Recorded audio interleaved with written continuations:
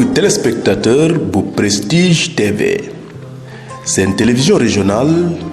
moo leen indil émission bu bees di royuwaay émission bi li ko tax a jóg mooy def taxaw seetlu ci ay kilifa yu ñu ràññee ci Thiès waaye it ak ay bërëb yu bokk ci taarixu benn dëkk ñaari gaar.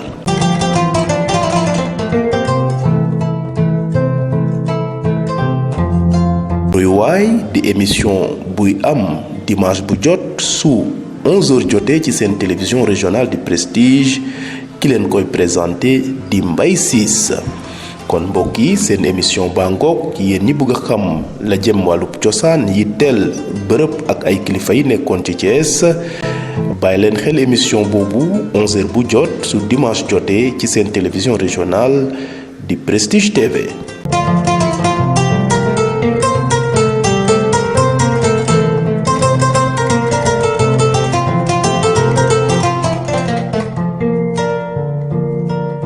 téléspectateurs yi seetaan télévision Prestige ñu ngi leen di nuyu di rafetlu seetaan bi nga xam ne moom ngeen di seetaan seen grande télévision régionale Prestige tey jii nag ñi ngi fii di leen jagleel seen première émission bu tuddee royuwaay suñ koy wax ci Thiès dañuy fàttali ñi nga xam ne ñoo fi nekkoon démb ak barka démb tey def lu baax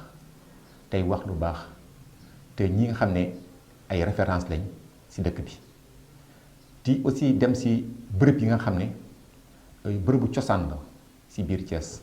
parce que Thiès bari na ko lool buñ ko doon xayma war na lu mat ay juróom fukki bërëb yi nga xam ne ay dañuy fàttali cosaanu Thiès ñu fàttali Thiès démb tey jii nag suñu émission royuwaay ñu ngi koy jagleel premier numéro bi El Hadj Ngalanu Boye El Hadj Ngalanu Boye kenn du ko présenté ci Thiès kenn du ko présenté ci Afrique kenn du ko présenté ci Sénégal ngir royuwaay la woon royuwaay bu mag la woon ngir leader d'opinion la woon ngir ku doon dimbale doomu aadama la woon ngir ci wàllu politique bi si ñu njëkk bañ si la bokk ànd ak waa PDS bañ koy sos ànd ak waa réew mi Idrissa Seck royuwaay nag émission bi jóge na studio bi dem fekk ji ñi nga xam ne ñoom la àndaloon démb barka démb ñu dem conseil départemental fekk fa Pape Moussa Diop mi nga xam ne moom la ànd ak démb barka démb fekk aussi le doyen Jacques Gueye ñu ngi leen ñaan ngeen déglu leen. donc Galandou kon ma ne li ma booleeg moom du politique bi moo ñu boole parce que avant que effectivement ñëw ci politique bi man mbokk la ci man sama cousin papa la ñun suñu famille yëpp pratiquement 95% ñu nga juddoo Xombol d'ailleurs suñu racines yaa nga fa moom ay racines a nga fa suñu papa yi nga xam ne moo gën a nekk cousin am gën a nekk xaritam ma ngay dund ba léegi te xaritam dëgg Iba Diop Baye Iba Diop ndaa Kayre ma nga Xombol. donc ñoom ñooy mémoire Xombol parce que suñu waajur bi ñëw Xombol en 1906 ñoom ñëpp fa la ñu nekkoon déjà suñuy maam doon fay traitant doon fay ngeen di commerçant donc Ngalandou boobu siège la juddoo donc di doomu kilifa jóge ci soccee ko ci ay kilifa yoo xam ne vraiment historiquement parlant ay waajuram am na lu ñu tekki woon ci biir réew mi bon jóge Waalo ñëw ba foofu installé wu fa loolu suñu ci bëggee dellu si day gudd mais ñun Ngalandou xam nañ ko en tant que politique ñun politicien bi la ñu gën a miin parce que tase naag période bi ñu jël ñu nit prise de conscience nekk ci mouvement politique en 1978 mu ñëw PDS PDS ngi soog a juddu ñu war a préparer les premières élections locales auxquelles le PDS devait participer ñu participer moom ak Oumar Ndiaye ndeysaan yarax mu ancien député Oumar ñëw ànd ak benn effectif politique bu am doole à l'époque te presque ñu ci bari soqe ko diggante taaxi kaw Madina Fall ñoom góor gi Ablaye Diop Murit ndeysaan ñoom góor gi ma Fatma Thiam góor gi Ba Diop des anciens yoo xam ni vraiment ñooñu ensemble ñoo ñëwandoo parti bi gën a suqaliku parti bi gën a dëgër mën nañ ni kon donc parti bi muy jëlee départ am politique pratiquement ci 1978 la commencé je veux dire parti démocratique sénégalais booba réew mi ju doogul mais Ngalandou du foofu mooy départ politique am parce que Ngalandou ci souche famille am yëpp presque ay politique lañu la preuve Ngalandou Diouf lañ ko tuddee te tudd boobu ñu ko tuddee Ngalandou Diouf c'est pas par hasard waaye waajuram ñu amoon relation à l'époque avec Ngalandou Diouf d'ailleurs bi mu ganee àddina Ngalandou Diouf ci boppam moo insisté que ni nañ ko tuddee et que finalité Ngalandou du woon de Sénégal parce que booba temps on était dans l'assemblée territoriale tubaab yi fi nekkoon ñoom Ngalandou Diouf di ay personnalité politique yoo xam ne ñoo fi nekkoon à l'époque donc ci boobu période la commencé am germe politique ci deretam parce que ca la bi la màggee mu jógee ci loolu jaar ñoom ñoo créé les SECO OCA les premiers trucs de coopérative ñoom ñoo ko initié ñoom Ngalandou koy tuye ñi mag ñi daan ko tuddee SP société de prévoyance dans les années 20 21 22 ba quand bien même Ngalandou est né en 25 mais ci période évolution jot na dajeeg ñooñu parce que ñooñu ñoo jur ONCAD Ngalandou nekk na ONCAD après mu soog a dem régie des chemins de fer donc c'est une personne boo xam ne am na significatif bu mu signifié wu ci biir dëkk bi ba foofu mu dëkk tey pratiquement ren nañ ni ñi fa dëkk ëpp ñu ko fa maqaama ëpp ñu ko fa aussi titre de propriété parce que c'est bien qu'on dit Kër Cheikh kon nag kër gi quartier Cheikh Ibrahima Fall la woon donc tout ça mais moom amoon na ay relations avec ces grandes familles religieuses que ce soit du côté de Cheikh Mame El Hadji autant que ce soit du côté de chez les Mourides donc c'était un homme polyvalent qui était là à l'instar nekk ci biir société mën a dund ak ñëpp dans sa façon de parler c'était un sage suy wax ak yow il faisait toujours des références historiques te Ngalandou amoon na benn qualité boo xam ni kenn mënu ko def lu ko naqadi loo ko wax ak lu mu tàng-tàng ak lu mu naqadi ak lu mu ko mën a naqadi d'un revers de main la koy sànnee yëkkati ko rambubu bi jóg taagu dem yoonam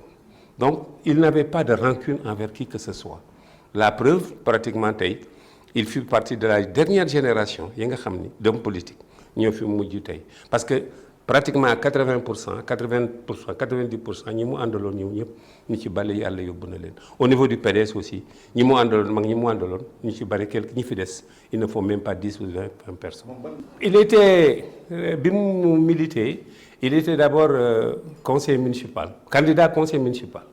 parce que dañoo def liste conseil municipal en 1978 Oumar Ndiaye jiite ak ñoom Alaaji Jenn papay Suraxata Jenn ñoom ñëpp huissiers yëpp ñoo ñëpp personnalité yëpp bokkoon ci liste PDS boobu en 1978 alors après Oumar Ndiaye doon tête de liste bi ñoom Boubacar Sall ak ñun ñëpp ñu bokkandoo nekk liste bi ñun étions la jeunesse du parti ñun ñii ñoo doon UJT yi ñoom Jagay et cetera ñun ñii ñoo daan ses compagnons ñoo daan ànd ak moom ñoom Meïssé Dieng ñoom Jagay ñoom Diakhat Ciss et cetera cette jeunesse là bi nga xam ne moo doon la jeunesse bi catapulté pratiquement parti bi ñu dem en 1976 au congrès de Kaolack boobu temps milité gul effectivement mais ñoom ñoo ñu jàppale ba ñu dem congrès de Kaolack ñoo ñu may passe ñu dem congrès de Kaolack ce premier discours de congrès de Kaolack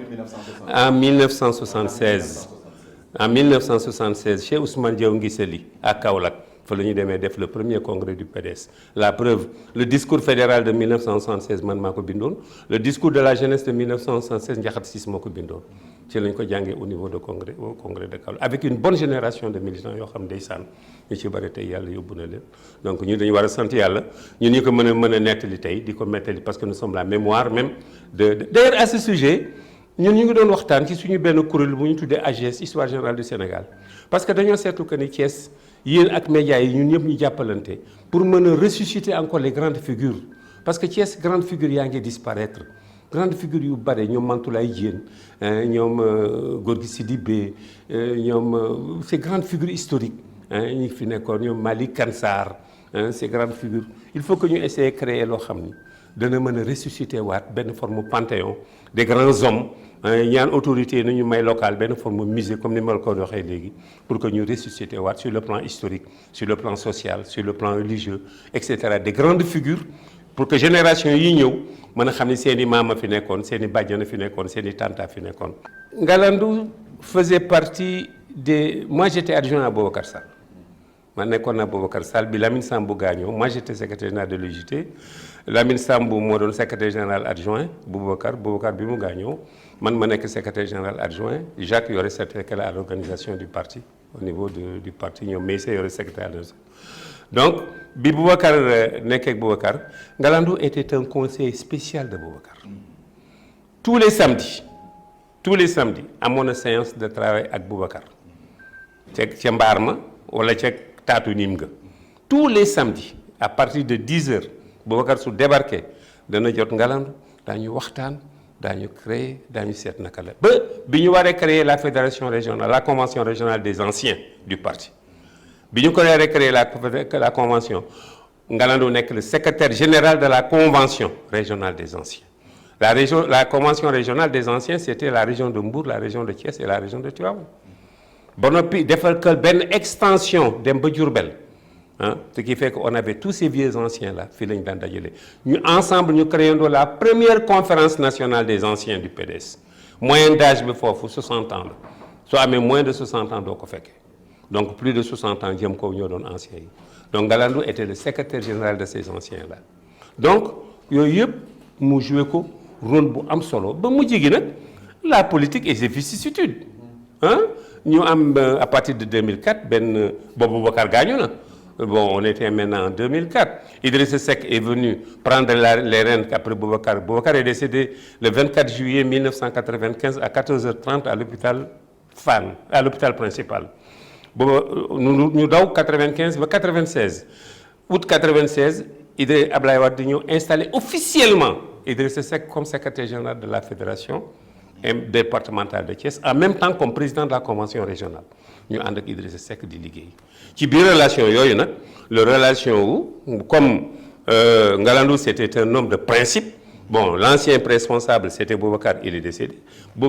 Idrissa Seck ñëw reconduiraat le même dispositif au niveau des anciens joxaat ko les mêmes confiances yi que Boubacar joxoon moom it mu rendre la monnaie à Idrissa Seck joxaat ko les mêmes confiances mais Boubacar Idrissa Seck Ngalandou aimait beaucoup Idrissa Seck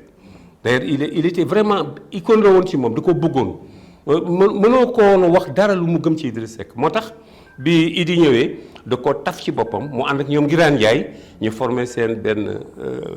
ñu former réew mi créer réew mi développer ko ba réew mi àgg tey fi mu àgg ci biir commune bi ça nous a fait énormément plaisir mais ñun du tee nous sommes restés au PDS mais bien que nous étions au PDS affinité yeeg parenté yeeg relation yi dafa persister dafa continuer nekk mosuñu ko tas fenn mosuñu ko tas fenn mosula yàqu fenn suñu diggante Ngalandou d'abord benn man personnellement dama privilégié woon mbokk gi parce que moo jóg féete woon kaw te il venait me voir ici bien que daawul gis trop mais daawoon na ñëw ba ci man daan ànd ak kii góor gën a tudd Demba Khary Dieng doon collaborateur principal am parce que quand Ngalandou devenait responsable des anciens Demba Khary était président de la fédération départementale donc ñoo daan ànd doon collaborateur principal am en gros voilà un peu Boubacar Ngalandou di ku baax bi mu décédé temps est passé yàggagul bon maintenant ñun sentir nañu vide boobu vide sur le plan moral ak conseils yi ñu daan jox ak encadrement bi mu daan jox te à chaque fois parce que c'était un témoin de l'histoire voilà en Ngalandou non pas on a perdu un père mais nous avions perdu aussi un témoin de l'histoire mos a dem fii au niveau de Thiès en 1978 ñoo ko incarné woon que 78 ci la ñu PDS jëkk am député à l'Assemblée nationale d'ailleurs coïncidence la 1978 18 députés les 18 députés du PDS en 1978 ñoom Ngalandou ñi ko réfléchir ñi ko xalaat ñi ko incarné au niveau de Thiès au niveau de la région de Diourbel au niveau de Mbour au niveau de Tivaouane ñooñu ci la ñu bokkoon. dëgg la Ngalandou pour wax ci moom dafa jafe parce que doo mun wax yëpp ci benn temps Ngalandou maam moom dañuy ànd comme ni ko Pa Moussa waxee Boubacar joxoon ñu mission ma yore woon organisation moom mu yore woon les anciens mais teewul dama demoon ba ñu yaakaar ni man ancien laa ci biir ancien te boobu temps UGT laa nekk man ndax moom ak Demba Khary ak góor gi Ablaye Diop Murit alors que ak Fatma Thiam ak sa nijaay ji Dieng waaw alors bu ko defee mu nekkoon loo xam ne lu rëy la te Ngalandou leen a ngi ci moom buggul woon ku mer comme ni ko Pa Moussa waxee ku mer jàpp na suma loxo mbaa mu jàpp loxo keneen ne ko kaa ñu dem seeti ko waaw et puis lu mu yore ci poosam daf ko doon joxe lu mu yore ci poosam daf ko doon joxe yenn saa yi damay dem ba mere ko sax ci loolu mën na ko yow li ngay joxe mu ne ma non parce que nit ñi il faut nga leen di jàppale yàlla daf lay jox pour nga jàppale ay doomu aadama kon boog li ma wërsëgalee at néew dama ciy jàppale ay doomu aadama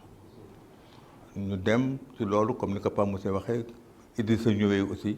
na mu meloon ci Idrissa ni mu meloon ci Boubacar Sall mu mel lu raw loolu ci Idrissa Seck du toog benn waxtu te waxuma lu jëm ci Idrissa Seck wala nañu dem seet Idrissa Seck wala nangam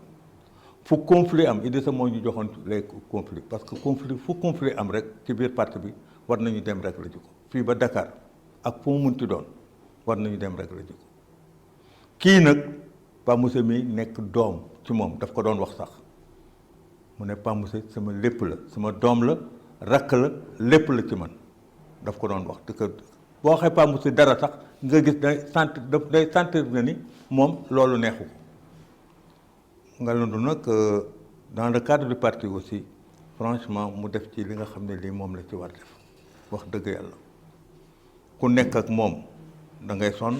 parce que dana xëy mën na xëy suba ba jant so ba vers minuit ci guddi muy dox ci lu régler parti bi wala lu tax nit ñi di bëgg Idrissa Seck loolu nag dafa nekk loo xam ne ci moom lu rëy la li ñu xam ci moom daal war franchement mënuma ci sore parce que Pa Moussa presque li mu wax yëpp mënuma ci dellu si waat parce que bu ma ci dellu si dafa mel ne répétition mais suma kóllëre la woon kóllëre Demba Khary la woon franchement ñun ñett ñi foo ñu gis ñun ñett ñi ñooy ànd guddi ak bëccëg lu xew ci parti bi ñoo koy dox lu xew ci parti bi ñoo koy dox ñoo koy wax ku ci mer ñoo lay fexe ba jël ci la ba delloo si waat la encore am na ci ñu bari ñoo xam ne ñu ngi dégg bu ñu déggee émission bi dañu xam ne li may wax dëgg bu wér péng la am na ñu meroon dem mais ba ñu demee waxtaan ak ñoom ñëpp seen xel dafa dellu si waat ba ñu dellu si waat encore ci parti bi Idrissa xam na loolu kon boog du ñu def ba fa mu tëdd yàlla na ko fa yàlla yàlla na yërmande yàlla nekk ci moom ak ñoom fa bokkal ñëpp tëdd ci barke Seydina Muhammad Ngalandou daal li ñu mën wax ci moom ci gàttal daal ku baax la wax ji nag Pa Moussa jiitu na ma wax na loo xam ne lii kenn mënu ci dellu parce que damay bañ di répéter mais lépp lu Pa Moussa wax rek lu dëggu la am na sax loo xam ne lii bàyyi na ko parce que kenn mënul wax ci moom Ngalandou nekk na nit koo xam ne kii daal yàlla préparé woon la ba bi mu feebaree tëdd boo ñëwee ci moom du la wax wér-gu-yaramam mais li mu lay wax parti bi la lay wax li muy wax sax doo ko dégg bu baax mais da ngay sentir que ni parti bi rek lay wax du la wax affaire wér-gu-yaram wala leneen jàppal leen ànd leen nekk leen benn bu leen mereyoo bu leen kii loolu rek moo doon wax loolu boo demee seeti ko même du mun toog sax bu baax doomam dana dégg émission bi dana xam ne li may wax dëgg la waaw Tafa aussi dinañ ko gërëm parce que ku taxawu bàyyam la taxawu na papaam ni mu ko war taxawoo wax dëgg yàlla daawul woon sore ci wetam saa yooyu ñëwee di seet ci góor gi yaa ngi ko fekk ci wetam wax dëgg yàlla moom itam nañ ko ñaanal yàlla na ko barke bàyyam jàppale ko foo mu bëgg a àgg moom itam yàlla na ko fa yàlla àggale ci barke Seydina Muhammad Pape Moussa ñëpp xam nañ ko si wàllu politique ñëpp xam nañ ko si wàllu xeex si wàllu lutte kon kii mbokku El Hadj Ngalandou Boye la compagnon la Jacques Gaye compagnon la ba ni muy génne àddina si réew mi kon ñii ñoom lañ jëlale woon conseil départemental bañ fa jóge it dem nañ fekki njabootam sa kër seex njabootam ak dëkkandoo yi ñi leen di bàyyi ngeen déglu seede yi nga xam ne moom lañ fi def si góor gi nga xam ne mooy góor gi Ngalandou Boye. ki nga ni sama baay Ngalandou Diouf Boye ah sama baay la de may taawam kooku moom wax na ko fu ne maanaam li ñuy wax duma son fils biologique comme on dit waaye moom pour moom may taawam daal parce que bi ma fi ñëw bi may xàmmee pratiquement ba léegi moom laa xam xàmmee ko ci kër gi mu yor sama waajur bu jigéen mu am ak sama rak mu naan moom yi mu nekk sama wet nii maanaam wax ci góor gi nag man li ma ci xam mooy nit koo xam diineem taxaanewu ko ku topp diineem ku ci yar ay doomam la aussi man mi en tête fu mu wax ak yow lu muy yëkkal wax mooy topp yàlla topp sa diine Muhammad sallallahu alayhi wasallam julli danañ julli yeete moom du ko tàyyee moom day yeete day wër di yeete jóg leen julli moom ñëpp xam nañ ko ci kër gi moom waaw loolu moom caaxaanoo ko moom ginnaaw loolu dëggu moom foofu ko fekk fa la koy bàyyi dëgg rek moom dëgg la xam ak courage waaw wax dëgg waaw dëgg nit ku dëggoo nga ku am jom waaw jom moom am na ko lool te liggéeykat la woon te ku maandu la woon mooy te mën a jàppale doomu aadama waaw sur le plan politique nag mënuma ci sori xama ci lu bari waaye xam naa ni bi ma nekkee à l'intérieur booba maa ngi woon un ancien agent ASECNA la woon man ASECNA la noonu ñu affecté ma les années 76 ma nekk au niveau de Ziguinchor comme technicien de maintenance comme distance sori woon na te déplacement bi yombuloon à l'époque defoon naa téléphone si kër gi fii téléphone boobu xam naa ni maa ngi fàttaliku facture yi daana sale lool parce que góor gi fii ñoom ñëpp ñu nga tudd fii maanaam sama baay yooyu daañu nekk fii ci kër gi di jokkook ancien président Abdoulaye Wade bi mu nekk en Europe téléphone bi daana dem ba ay 100 000 200 000 man mi maa ko daan fay lépp ci moom góor gee taxoon waaw yàlla xam na loolu te moom it alalam du ko boole kenn jàppale doomu aadama la xam ci sutura waa koñ bi xam nañ ko ak koñ bi ñu lu koñ sax xam nañ ko lu fi manti xew ab ceebam jiitu na fa ak wax ju baaxam ak i xaalisam loolu la xam loolu lañ njare te loolu lañ xam ci moom comme je dis sur le plan politique nag su ma rak mii nekk ak moom fii parce que man maa ngi Dakar ma ñibbisee ba léegi décroché maa ngi Dakar je vis à Dakar mais nag kër gi sama rak ko yor Tafa booy nga xam ni man sama rak joo xam ni dama koy ñaane yàlla moom it mu gudd fan rek wér-wérle ayoon na ma ci njaboot gi lu ma am njaboot gi la wutul dara bëggul dara waaw lépp man la jàppale waaw parce que lépp man la waroon waaw ni ko ñaan waaw njaboot moom bëgg na ko lool kër gi bokk yaatu lool fii moom këru taalibe la moom fii moom këru taalibe la ku ñëw fi nga dëkk am ñoo xam ni dañ naan mbokk lañu rek waaw ku fi dëkk yow ku ñëw daan mbokk nga waaw te day yaatu ñëpp la yaatal nag bu nga xëyee mi ngi xool ndax ñëpp lekk nañu ñëpp naan nañu ñëpp tëdd nañu waaw loolu moom fii moom kër gi loolu lañ xam tool moo fi dox ba léegi nag ku fi ñëw rek ci kër gi nga bokk tamuy dëggit loolu tamuy dëgg waaye côté boobu nag yàlla def na mu dajeek suñu waajur bu jigéen boo xam ne dana ko jàppale sur le plan politique bu baax a baax a baax a baax naan soxna Nogoy Diop ala Adja Nogoy Diop côté boobu moom moo ko doon secondé baax a baax a baax a baax waaw sur le plan social ci kër gi moom suma yaay moo ci moo fi newoon di ko jàppale waaw li mu man ci ay conseil am bien sûr moom moo koy conseillé di ko orienté waaw ñu nit lu ñu mën ñu topp ci sur le ñu topp ci si ginnaaw rek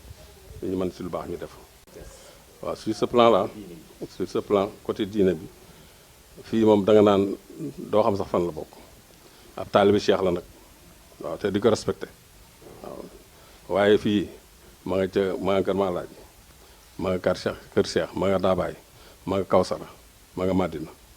dooni Baay Faal la dooni Mbàkke Mbàkke la dooni Tijaan la dooni Xaadir la fépp am na yaatu na fa waaw maanaam comme li ma wax la du ma yaatal Tafa xam naa dina gën a ma répondre comme je dis Tafa moo fi dëkk man li ci ëpp damay ñëw di dem li may fàttaliku rek mooy dès début politique yi yooyu moom mën naa ci seede. man la Seynabou Boye doomu Galandou Boye maa topp ci Moustapha kii di wax Ablaye mi mooy sunu xalifa mooy sunu taaw bu waxee sax waruñoo wax waaye li mu wax rek la maam góor nekk góor nag góor goo xamante ni góor gu baax góor gu jullite góor gu gëm yàlla léppam ci yàlla la ko teg dundam nekkinam lépp njabootam lépp ci yàlla la ko teg waxam li ci ëpp lépp du wax ak yow ñaari baat te néew la yàlla rek a fi nekk te muy dëgg ñun fii lañu juddoo kër Cheikh yaroo fi ba tey jii tubarkàlla waaye li mu décidé woon moom ci dundam da koo am ñaanuma yàlla jóge fii ñu ni seen bàyyi fi wax lii lu ñaaw wala moo fi def lii lu ñaaw sunu borom dimbali na ko nag ba dund googu la dund kenn mënul ni góor gi Galandou Boye lii la ma musa wax ci lu bon wala kii lii la ma musa wax ci lu ñaaw amul lu ñaaw lu mu nar a fekke defar na ko ba mu rafet kër Cheikh gi yépp kilifa lañ ko def te loolu lu jafe la ndax fii politique PDS ak PS a fi nekkoon ci biir kër gi goroom PS la woon mu nekk PDS waaye mosuñoo ñiiroo mosuñoo ŋaayoo lépp ji jikkoom la ndax ku ci nekk ak nam lay jàppe ba ci jamono yi Ablaye Wade ji sax ak PS woo na goroom ba mu ñëw donte bokkuñu fu nu nekk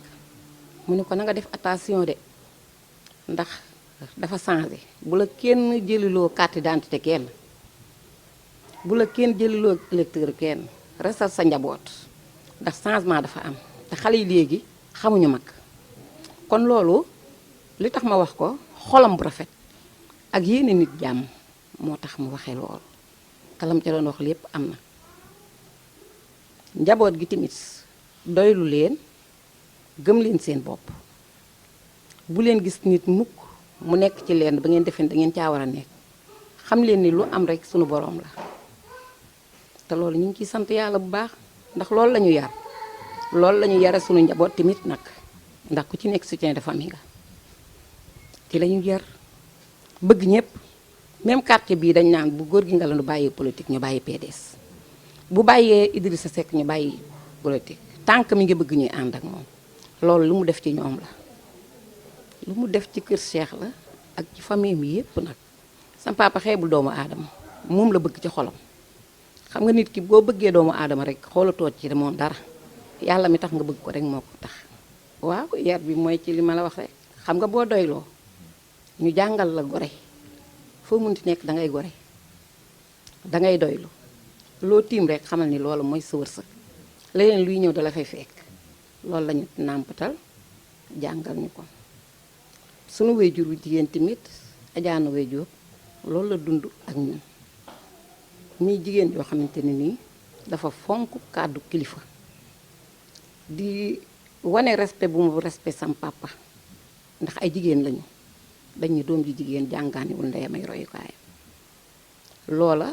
ñu jël ci lu bari bu waxee rek la mu wax loolay am doonte neexul bànneex lay doon ndax njariñ la ni ñu séentu ëllëg loolu lañu dund ak sam papa. sama papa la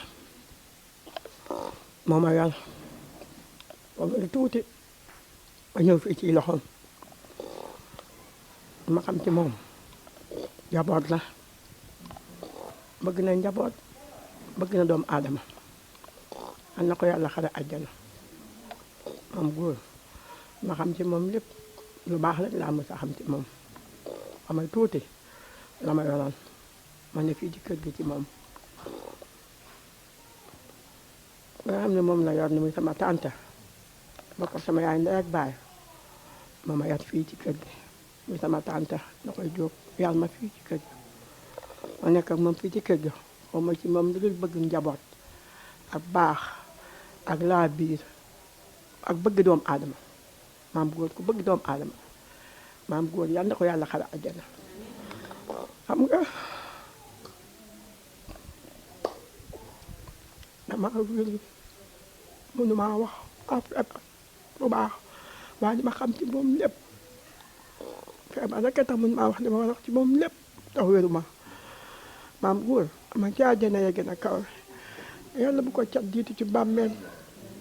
mu def ci àddina yàlla na ko fekk fa mu tëdd bëgg na njaboot baax na laa na biir waa day jaaxle nan li mu am yàlla nañ ko am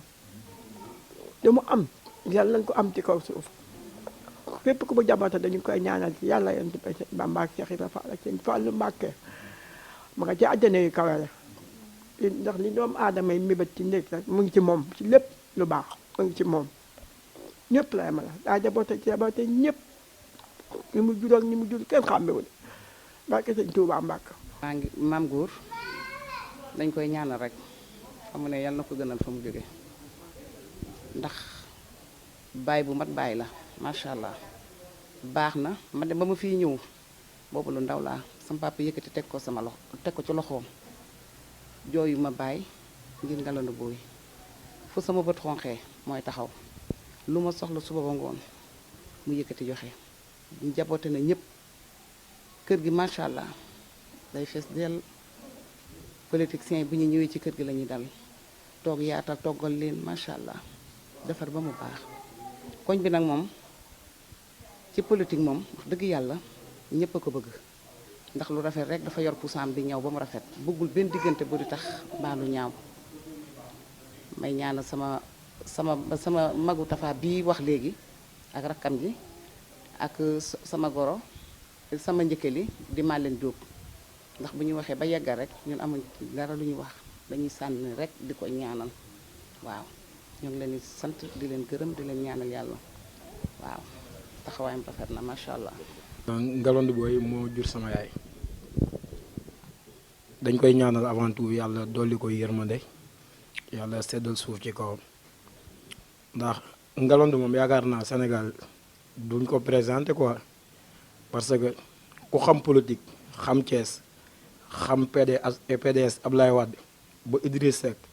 yaakaar naa xam Ngalandou te ku ne gis na liggéeyam ci Thiès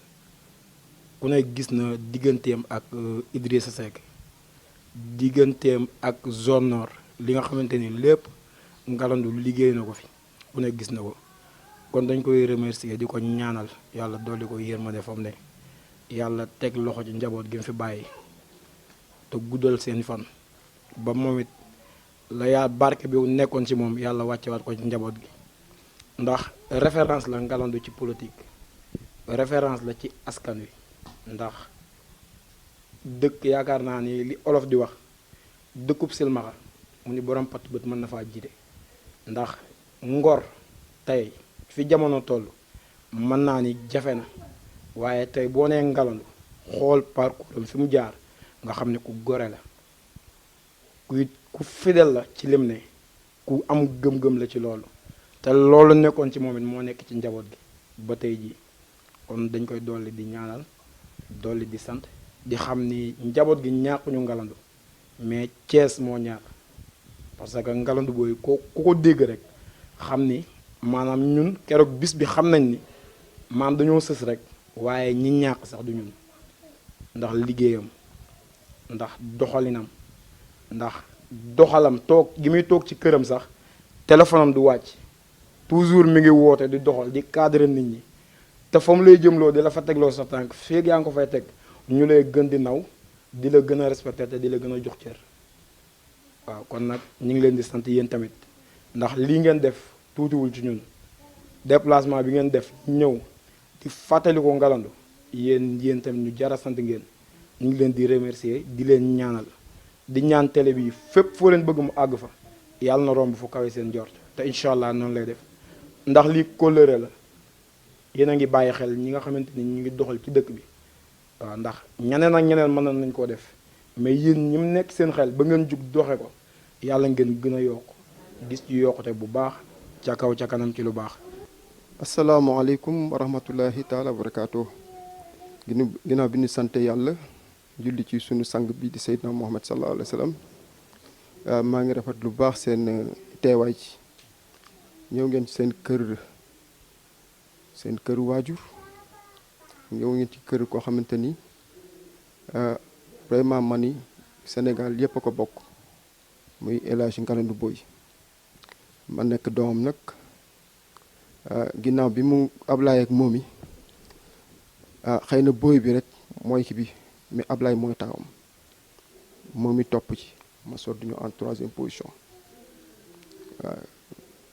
góor gi Ngalandou góor gu yiw la woon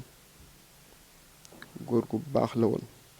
góor gu tabe la xam nga boo dee def yenn témoigne sa kilifa peut-être dañ naan lim ko loo xam te ne c'est des sons chaque jour que Dieu fait bu ma génnee même témoigne laa jot des fois sama yam day daw xaw ma ni góor gi fii la toll ci xol nit ñi lépp nag doxalam moo ko war mais nag man xëy na peut-être dana bett ñi nga xamante ni ñoo dëkku ñi dëkkul ak moom ñi ko xam ci terrain bi danañu mais lii ku xool fi mu jógee ba egsi fii nga xam ni góor gi man boog man mi xam cosaanam ba mu egsi fii xam naa lii rek la mën a doxe taxawaay bii rek la mën a def parce que góor gi Abdoulaye Boye moo ko jur Abdoulaye Boye Penda Binta moo ko jur Penda Binta doomu Ali Amadou Sey parce que ñoom seen famille ca njum ñoo daan falu buur yàlla def ñu am ñett ñëpp falu noonu buur mais Ali Amadou mi ci moom li yàlla dogal moom jotul def reñu comme ni ay frère am def moom ci yaram dañ ko doon jiñ wàlluwu sax ni wàlluwu la ndax ñu naan wàlluwu la parce que booba avant ci colonisation bi tubaab bi bëgg ñoon ko am mbooloo bu nit commencé ñu koy wër rek da leen di jaaxal loolu ko indi Ndar ñu indi ko Ndar dalal ko quartier Sindondi muy Ali Amadou Sey boobu fa la amee soxnaam yooyu mooy Alima Seck Aram Ndiaye Mboor ak Alima Kan Alima Kan boobu moom ñeent bant yoo xamante ni muy Alsaan ak Sini ay seex lanu ak jibi bu jur suma yaayu suma bàjjen Madi Sarr Mbodj Astou Sey Penda Binta waaw c'est la cousine directe de mon papa ñoom ñoo bokk maam boobu muy Ali Amadou boobu d'ailleurs sax moom lu bari moom ak ci leeral sax sama bàjjen boobu lu ci bari moom ko wax mu ni comment dire Penda Binta mi jur Abdou Boye nag moo Ngalandou Diouf bii di tax ñu tudd ko Ngalandou c'est des cousins ñoom tamit am beneen lien parental en même temps te ñoo doon siège au conseil colonial Abdou Boye il supervisait les commandants de cercle et les chefs de canton loolu moo ko indi service moo ko indi Xombol mais il est natif de Saint-Louis Abdoulaye Boye boobu ñoom il supervisait les commandants de cercle et les chefs de canton et il n'hésitait pas à faire de rapport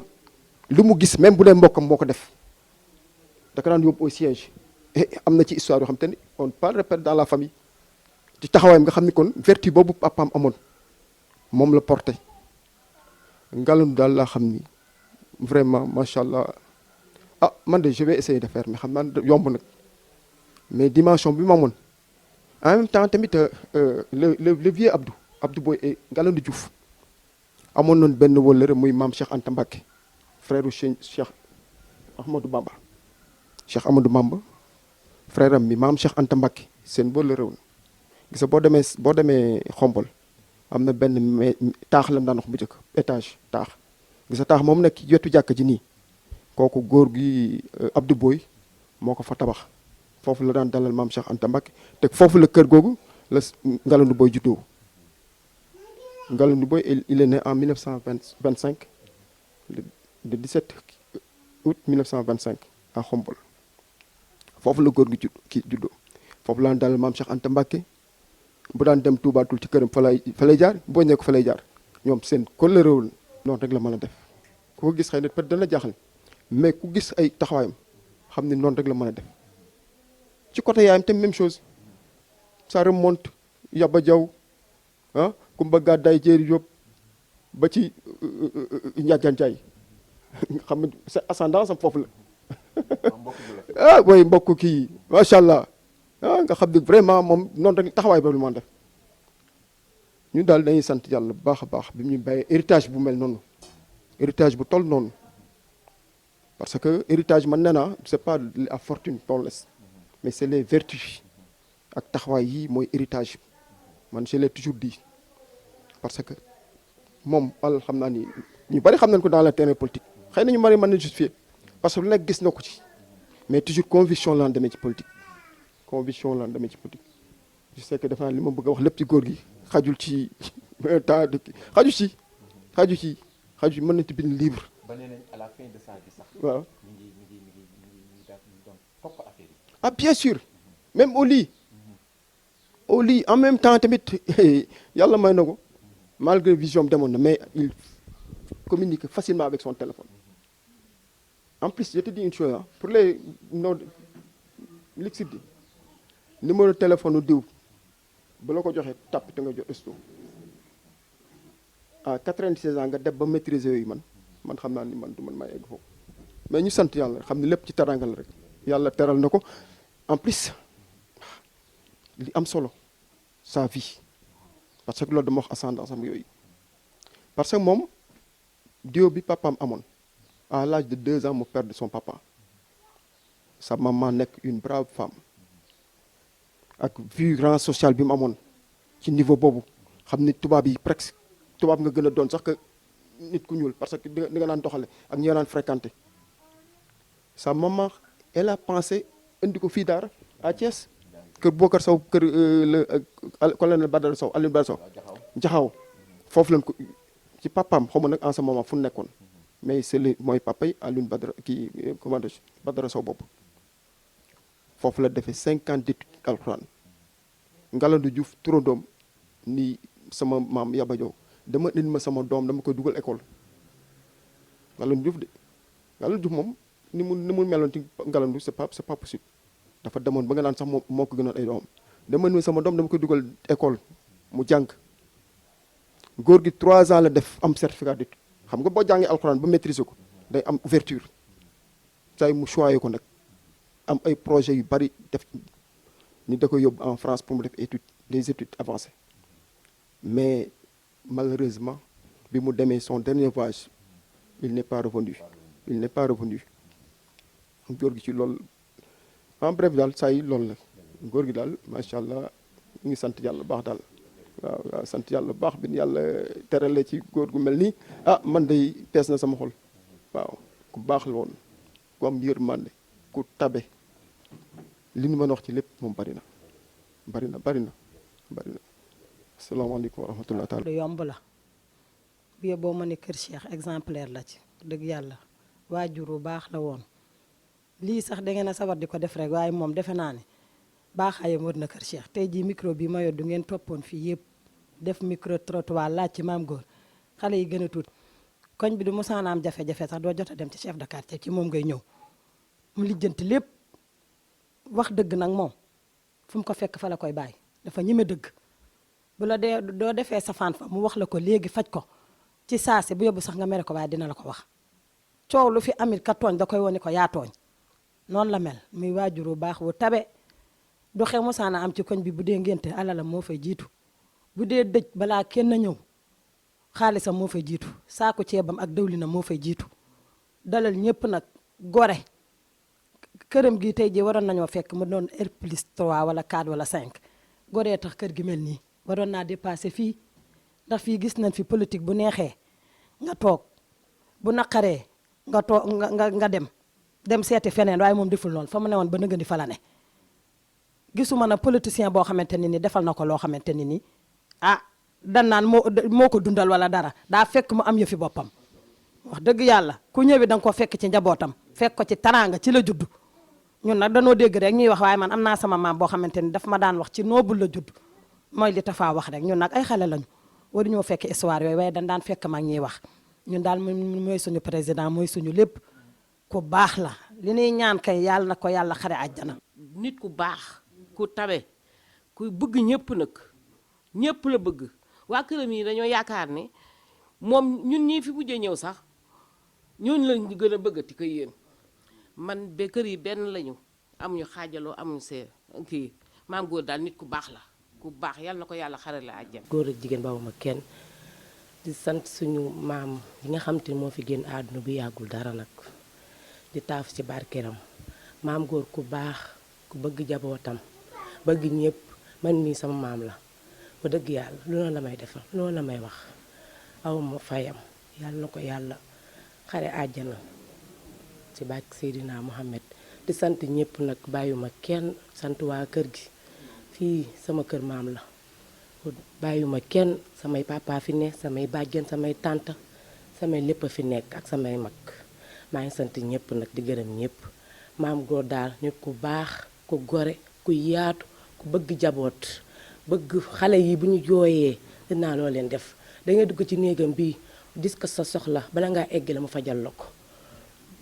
wala ngaa eggale mu fajal la ko dinaa la muñal toogal defal lii defal laa lii a baax soo aayee nekk si waañ bi maam góor moo ci gën lu nekk mu defal la ko man daal amuma lenn lu may mën a wax sama xol dafa sedd guy